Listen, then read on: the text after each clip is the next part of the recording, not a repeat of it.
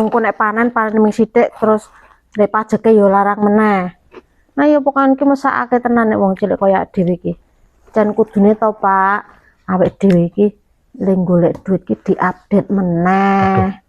Kaya nganu program barang itu diupdate update piye iki, Bu?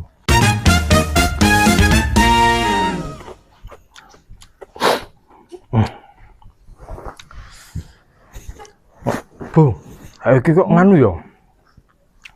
Mau iki ade blonjomu entek akeh ya.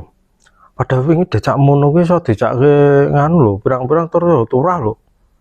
Saiki tahun iki wah jan undak-undakane edan-edanan tenan. Lah piye, Pak? Wong saiki regan yo do ganti rego kabeh rame mundak. Saiki popo tambah larang. Aduh semono ya ming les sithik. Ah iya, tobat aku antakan. Wong cake dadi bingung mau. Ndak milih-milih tenanan ya. Nang kudu milih tenan iki berarti. Lagi sing wingi regane kan saiki mundak. Urung ganti minggune kok ndang mundak meneh. Mboko 500, mboko piro rak ya mundak terus to kuwi. Mungkin pengaruh pajak do mundak kuwi ya paling yo. Oh lah iya. Pemerintah do ngundake pajak to iki. Lah iya.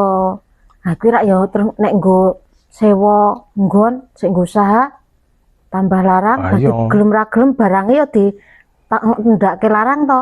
Oh my god. Tobat itu. Ya padahal gajine bapak iki men sasi urung mesti mundak. Kadang malah diutang. Tobat. Piye meneh, Pak, dadi wong cilik ngene iki ya rekoso tenan kok. Saiki sing petani-petani kae ya mesake lho. Gek lemah dadi tanduri pari.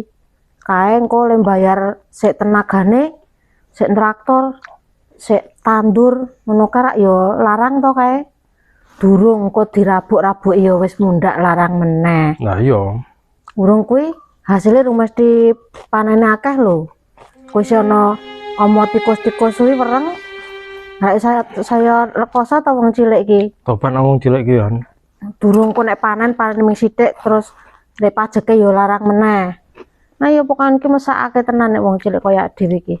Jan kudune to, Pak, awake dhewe iki ling golek duit iki diupdate meneh. Oh wow. Dadine ora ming sak nggon pemetune. Kaya nganu program barang itu diupdate update piye iki, Bu? Ayo update iki yo pamane aja menjagake sak nggon dadi kudu duwe usaha meneh. Dadi kok pendapatan saka kono ngono kuwi to. Dadi rak lumayan karo